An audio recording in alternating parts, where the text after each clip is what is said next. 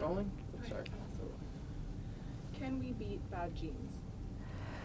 Yes, yeah, you know, genes are our blueprint, but they're not our destiny. So I think it's like anything, like good friends, good parents, bad parents. So, you know, we can escape our genes if we work hard at it, but we can sometimes, we're lumbered with them as well. Great. Can exercise be an antidote for longer life? Yes, exercise is very interesting because when I was writing this book, the first thing which the surprise I got was tango was the best form of exercise for the brain. You know, intuitively I thought it was going to be yoga or Tai Chi, and you always hear about yoga, but it was tango because it has everything to do with grasping, orienting, all the things with the human brain evolved for. So absolutely, exercise is very important, especially dance. Coffee may be the most widely used drug in the world. Have you or your family members been genetically tested for adverse effects of coffee? I tested myself for coffee just because I'm a coffee addict, and I thought that when I researched the book and I realized from my medical work that coffee can increase your risk of heart disease if you have the wrong genes, I thought, well, what's going to happen to my heart? So I actually tested not just myself, but my daughter. And she was saying, Dad, your coffee genes are going to be terrible and you're going to have to stop drinking coffee. But phew, luckily I didn't have the bad genes, but she did. So she's off coffee and I have my cup of coffee right here. What is it, this is just my own question, what is it about like genes, like one person can drink coffee and one person can't? Yeah, coffee, so genes evolve constantly based on our diets and even migration to different climates. So that's one of the reasons why things like the paleo diets and things actually don't really work, because we've moved on from them into diets and stuff. So I think paleo, for example, is a paleo fantasy, right? But the fact is, as we try new foods and our body learns how to detoxify them, and coffee was a plant substance which was like a drug, so we learned to detox it. But different people detox different things differently, just like the Irish can drink, whereas the Asian people have far less ability to detox alcohol. That was really interesting. Are there any vitamins you can't get from eating a well-balanced diet?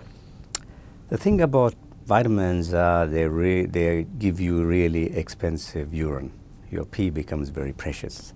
The truth is that's all they do. But having said that, vitamins are things which we have to eat externally because largely we don't produce them, except for one, which is vitamin D, which is an imposter. It's really a hormone. But so some people, again, genetically have a predisposition to not absorb certain vitamins efficiently. So if you take, some people have a problem absorbing vitamin C, so therefore they need to increase their intake of such foods. And some people have a similar problem with folic acid, and they need to increase the intake of green vegetables. So we can genetically predict whether you need to increase your diet in a particular area. And in fact, the book teaches you how to eat for your own gene type.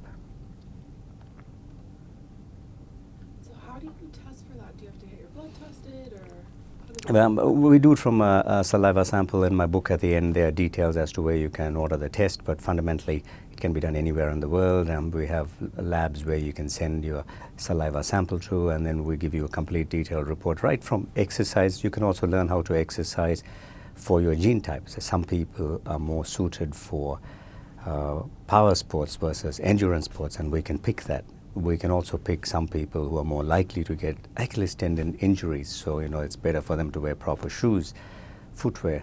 So we can do a lot through genetics, but it's not about, it's about just living well and healthy and just knowing your genes to take charge of your own health.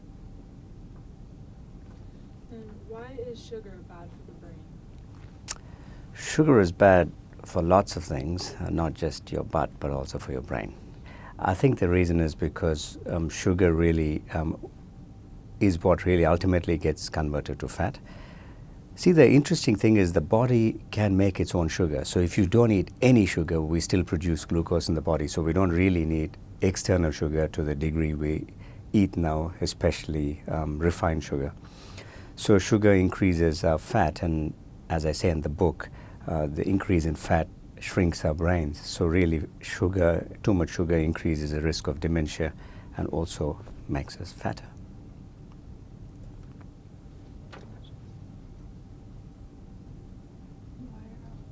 What? Is the wire out? Oh, it's good. Am I coming out of it? You can't even see it.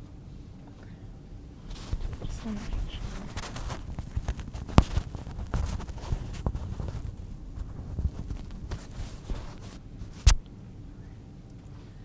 And can we do that question one last time just to make sure that we have that take with the wire in the proper spot? So, Yeah. why is sugar bad for the brain?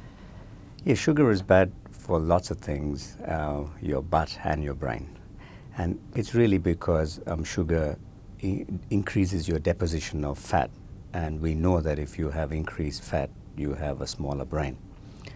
But actually, as skin MD, we also know that skin also is affected by sugar, and it actually makes you older. So sugar is bad for lots of things, and we don't need sugar because our body produces its own sugar. So we only need very little. Is there anything else you want to? No, I think that's fine because it's only a short video, right? Yes, it will be a short piece Yeah, and that then should the be fine. breakout. You're probably enough then. Okay. If you guys happy, then that's fine. Yeah, you did Wonderful. great. Thank you.